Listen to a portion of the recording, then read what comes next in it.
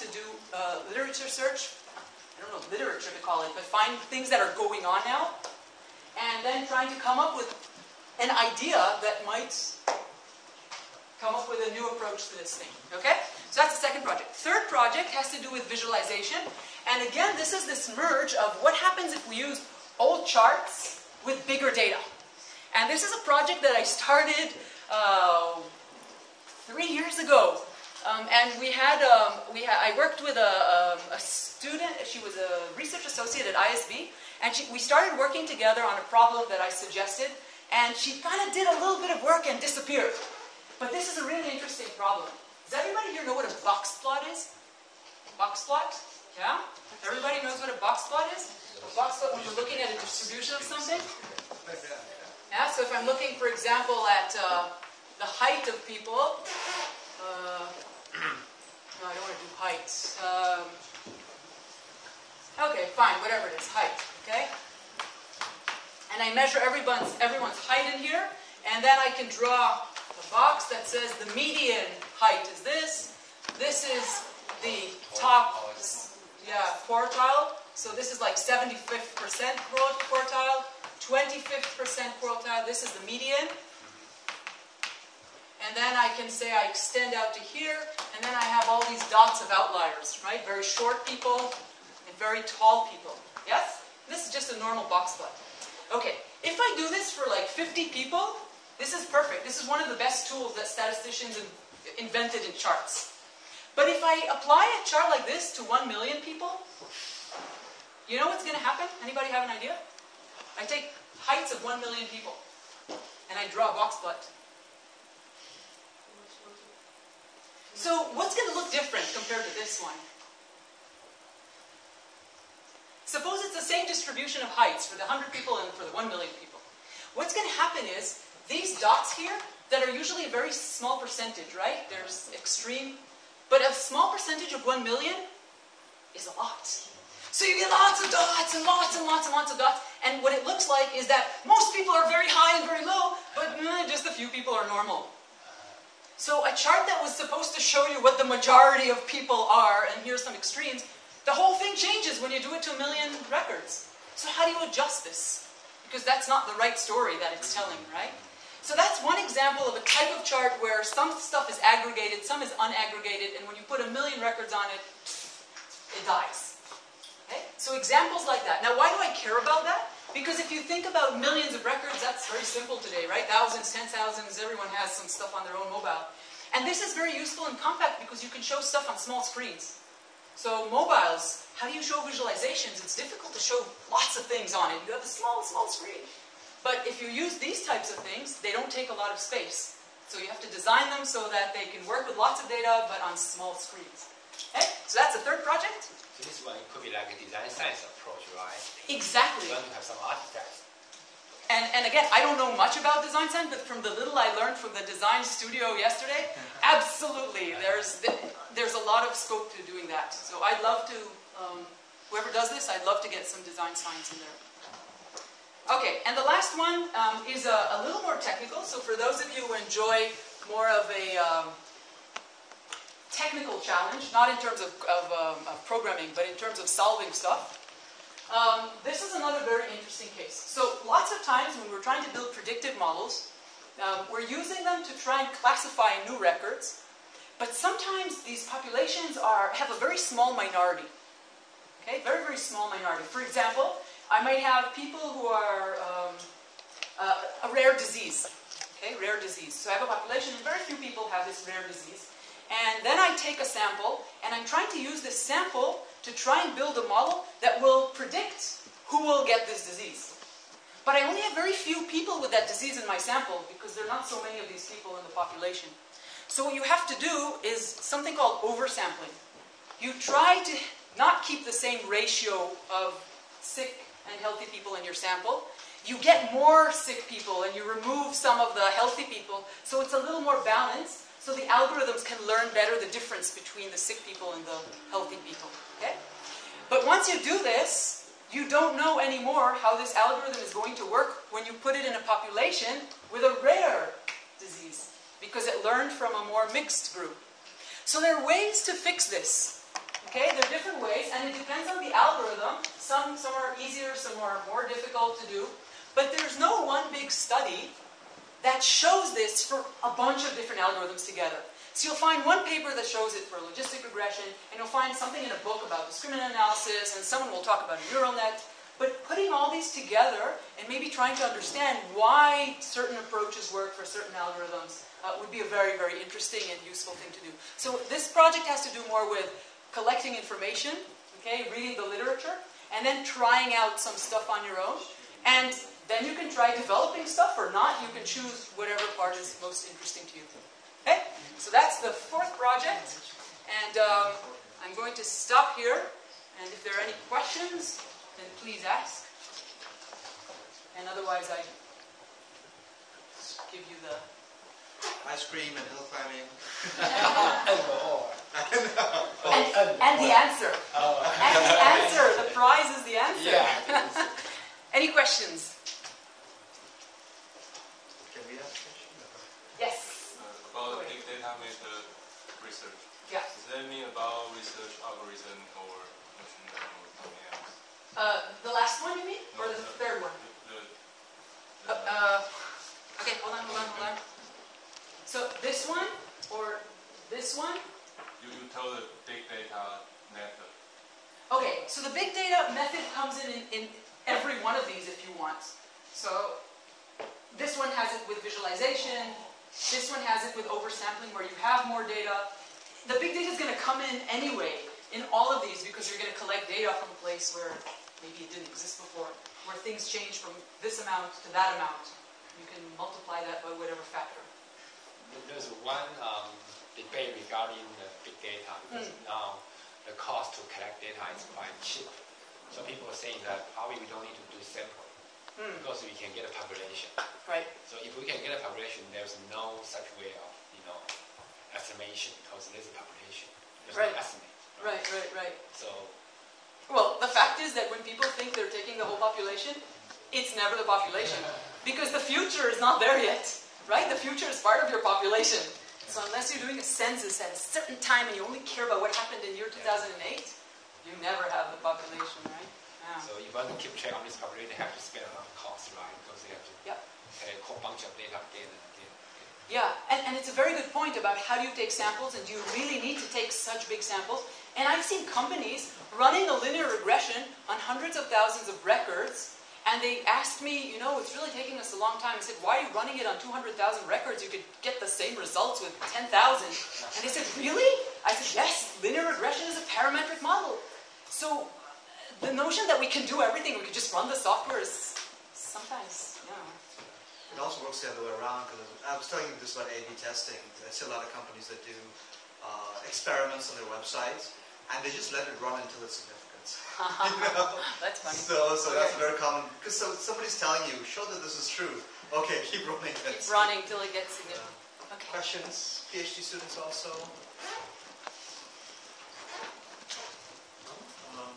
I've got a couple of questions.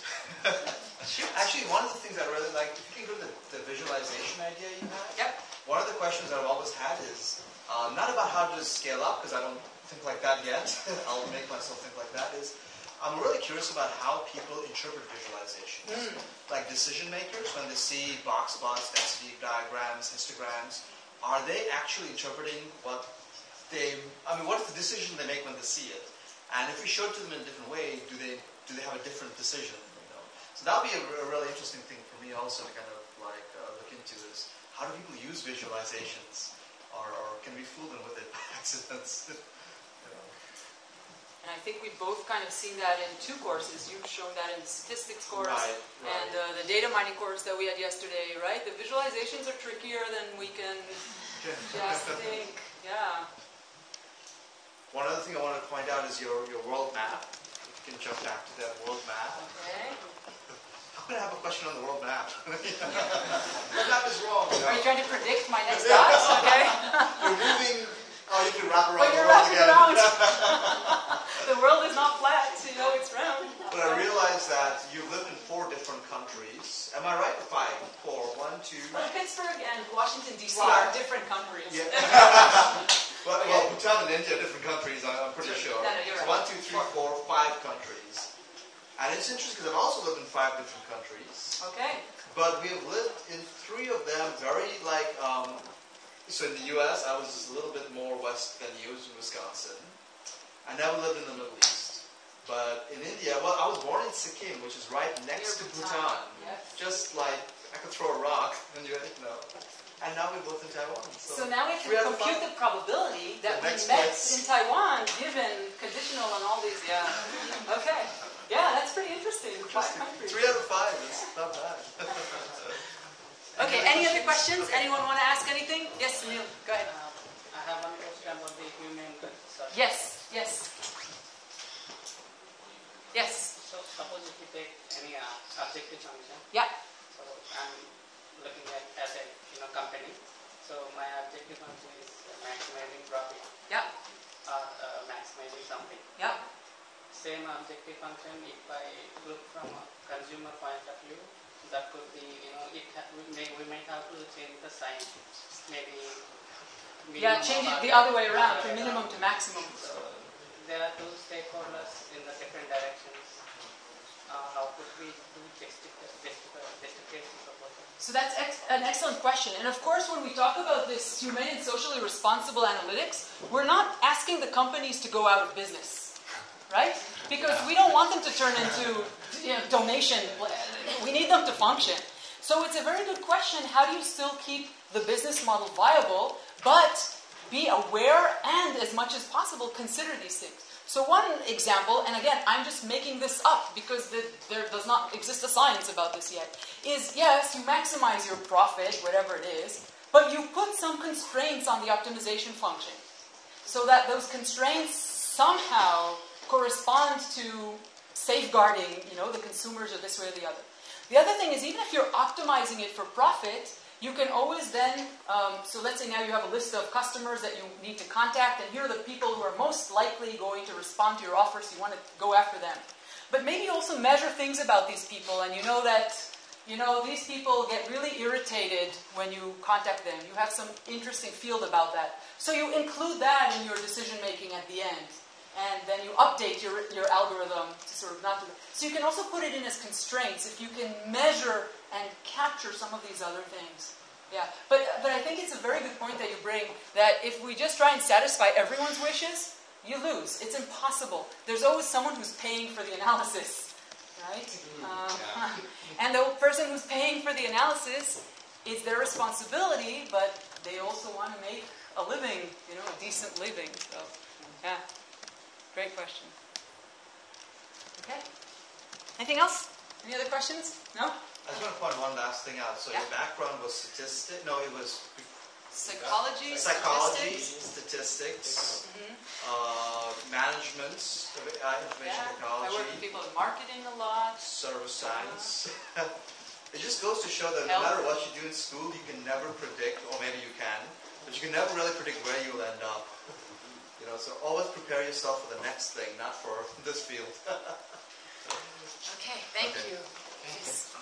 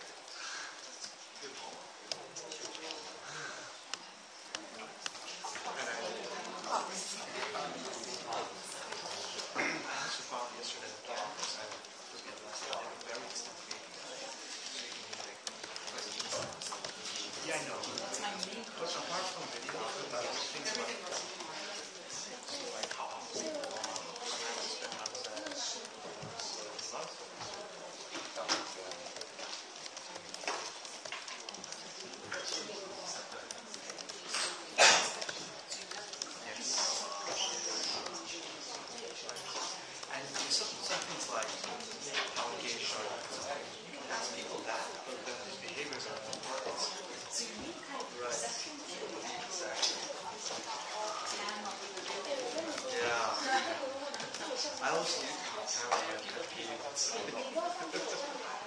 like explains nothing, but explains everything, tells you nothing. So usability is important. Let me write that down. Forget that.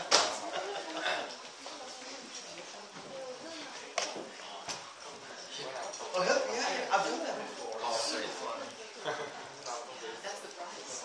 And you know, one thing I really found out in rock climbing, you can never say who's going to be good at it. I've seen athletic people who are terrible at it. I've seen unathletic people who are barely like analyzing it and finding ways to solve it despite having athletic. You can throw your whole brain and body at it. It's amazing. Yeah. Some people don't do it, so they just try to force their way up and they don't do it. What's that? And you have to call it rock climbing. This is wall climbing, but it all falls under rock climbing. It comes from climbing rocks.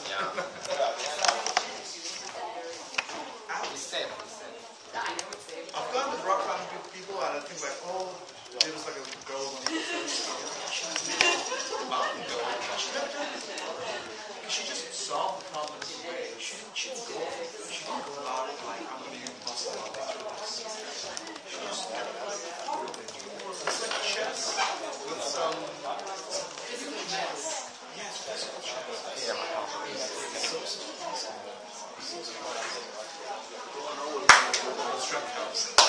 Alright, finally I will give you 30 minutes to brief what I'm doing before, now, and the future. Before I start, this is the rock climbing. Sorry, people mentioned the rock climbing, so I'll use a term. Okay, so this I did with my students a long time ago. Almost every year we did this kind of activity once. So I'm thinking about how next time I bring my students to go to it, you would like to join, right? So, anyone to join? No?